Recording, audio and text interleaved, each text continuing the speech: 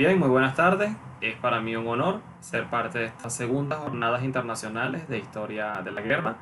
Por razones de fuerza mayor no puedo acompañarlos en persona, pero bien, he grabado esta presentación. Les voy a hablar de la importancia estratégica de la batalla naval del lago de Maracaibo en las guerras de independencia de Hispanoamérica. Los temas que vamos a abordar, bueno, son en primer lugar la situación previa a la batalla y el plan de campaña que tuvo la antigua República de Colombia, más llamada la Gran Colombia, la situación posterior al triunfo, la caída de Puerto Cabello, que significó el fin de la presencia española en la antigua Colombia, y finalmente cómo entonces la antigua Colombia despliega sus fuerzas para apoyar en la liberación del resto del continente. Tenemos que para enero de 1823, es decir, unos 6 meses antes de la batalla, este era el despliegue de fuerzas en el territorio de la antigua Colombia. Tenemos presencia realista cercada, asediada en Puerto Cabello. Morales ha tomado Maracaibo desde septiembre de 1822 y la mayor parte de las fuerzas patriotas se encuentran en el norte del territorio, es decir, en el Istmo, en el Magdalena y en Venezuela, sumando las fuerzas más grandes. El ejército del Magdalena al mando del general Mariano Montilla, mientras que el ejército de Venezuela al mando del general Páez. Y la escuadra de operaciones sobre el Zulia al mando del general José Prudencio Padilla, general de Marina. Tenemos aquí un parte más detallado. Nos damos cuenta que la escuadra de operaciones sobre el Zulia consta de una corbeta, de bergantines y de goletas. La escuadra bloqueadora de Puerto Cabello es un poco más pequeña, pero también potente, y otras fuerzas menores dispersas. Tenemos acá el balance de las fuerzas terrestres que vean sobre el mapa. Y esta es la escuadra española que llega de Cuba, que viene al mando del capitán de navío Ángel Laborde y Navarro. Consiste en una fragata, una corbeta y 3 bergantines.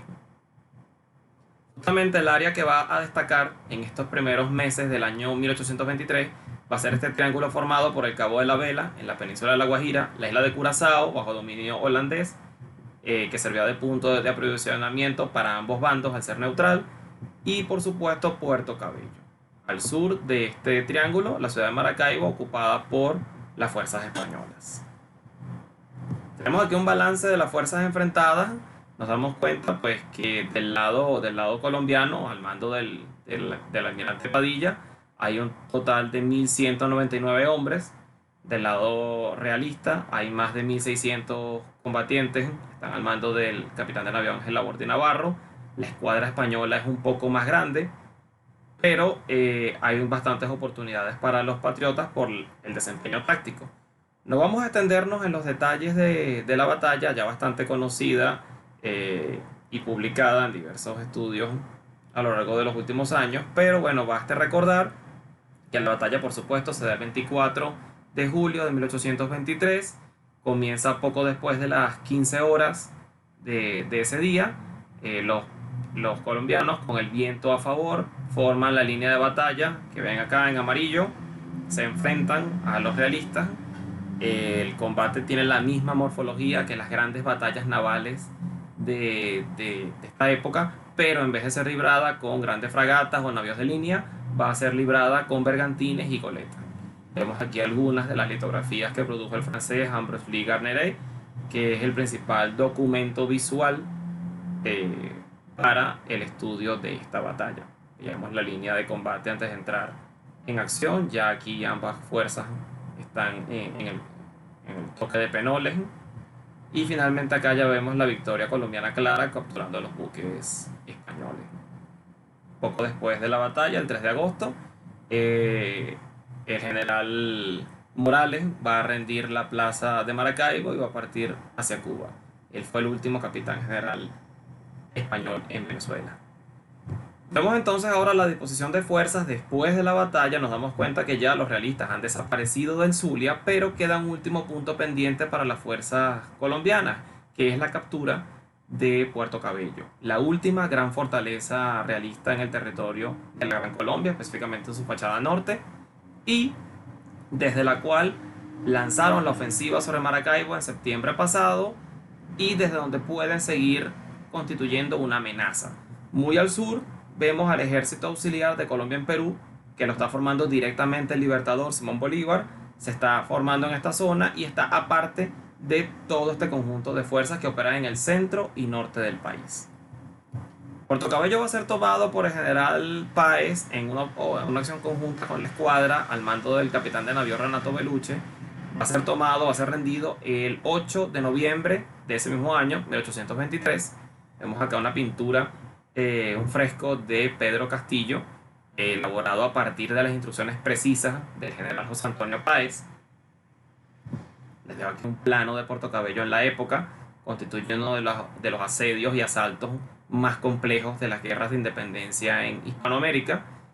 La toma de esta ciudad fortificada, como se darán cuenta, constituyó el fin, ahora sí, completo, total, de la presencia española en territorio de la antigua República de Colombia. Y a partir de este momento, varias cosas van a cambiar, no solamente para la antigua Colombia, sino en el conjunto de las guerras de independencia en Hispanoamérica. Vemos entonces acá un mapa de la antigua República de Colombia, ya totalmente despejada de la presencia realista, de la presencia española. Tenemos que ya en octubre de 1822, Colombia ha firmado con Perú el Tratado de Amistad, Unión, Liga y Confederación Perpetua, este instrumento legal que va a ser la base sobre la cual Colombia va a prestar su apoyo militar total para la independencia de este país. Pero los siguientes tratados son posteriores a la batalla naval del lago de Maracaibo. Fíjense ustedes, este tratado de octubre del año 23 entre Colombia y México, también un tratado entre Colombia y Chile, obviamente dirigido a la colaboración en la campaña en Perú. De nuevo, ya en el año 25, un convenio de auxilios navales entre Colombia y México. Y en el año 26, un plan de operaciones entre las marinas, entre las escuadras de ambos países. Es más comentado justamente el gran despliegue de tropas que la antigua Colombia hizo en Perú para justamente ayudar en la liberación de ese país. Ese despliegue se hace entre el año 23, justamente después de la batalla naval del lago de Maracaibo, y el año 26, cuando por fin es rendida la fortaleza del Real Felipe en el Callao, pasado incluso más de un año de la batalla de Ayacucho. Pueden observar que desde puertos como Puerto Cabello o Cartagena o Guayaquil se organizaron grandes convoyes que llegaban hasta el puerto del Callao, en este caso pues con un paso por tierra desde Portobelo hasta la ciudad de Panamá, y luego continuaba este transporte por el Mar del Sur. Justamente la fuerza naval encargada de llevar hasta su destino al ejército auxiliar de Colombia en Perú va a ser la Escuadra Colombiana del Mar del Sur, con base principal acá en Guayaquil, que también podríamos denominar Escuadra Colombiana del Pacífico. Esta sería la parte más conocida de esta proyección de fuerza hacia el extranjero que tuvo la antigua República de Colombia, pero no fue la única. Observamos hacia el norte que entre el año 1824 y 1826, la escuadra colombiana tuvo una serie de cruceros en el Mar Caribe, justamente para mantener la iniciativa estratégica frente a la Real Armada Española, que estaba surta en La Habana y en otros puertos cubanos. Esta ofensiva permitió que Colombia tuviese la iniciativa estratégica en el Mar Caribe, mantener a la defensiva a los españoles y en última instancia evitar ataques españoles sobre el territorio colombiano, sobre México o incluso sobre Centroamérica. Es decir, tener el control del Caribe para evitarse la posibilidad de volver a tener el frente norte abierto y tener las manos libres entonces para la liberación del Perú. Además de eso, se desató una poderosa guerra de corso en el Caribe, el Atlántico e incluso el Mediterráneo entre 1824 y 1827.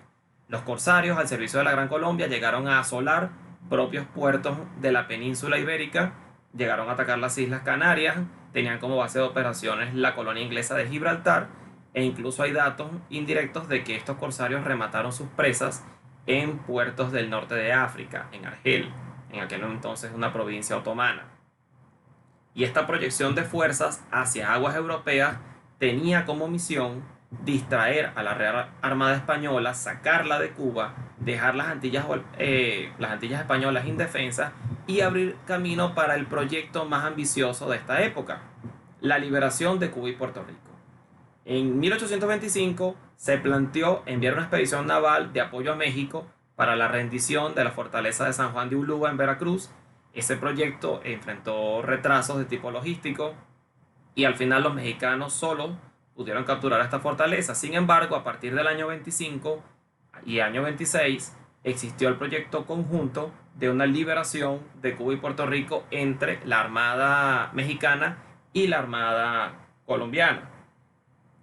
Este proyecto no llega a cristalizarse, pero los preparativos quedaron bastante avanzados. Tenemos noticias de, por ejemplo, unos 12.000 hombres reunidos acá en Cartagena y la escuadra más poderosa jamás vista por ningún país recién emancipado de la monarquía española. Hablamos de 2 fragatas pesadas compradas en Estados Unidos, un navío de línea comprado en Suecia y otra serie de buques pesados capaces de retar a lo que quedaba de la Real Armada Española.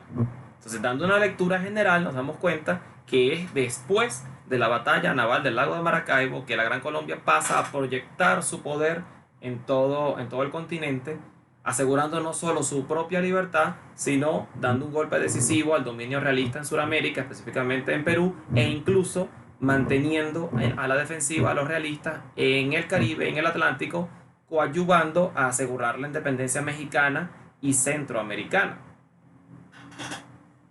Ya para finalizar, podemos entonces decir que el triunfo del 24 de julio de 1823 le permitió a la República de Colombia movilizar casi todas sus fuerzas de mar y de tierra para apoyar a la liberación del Perú, fase final de las guerras de independencia en Hispanoamérica.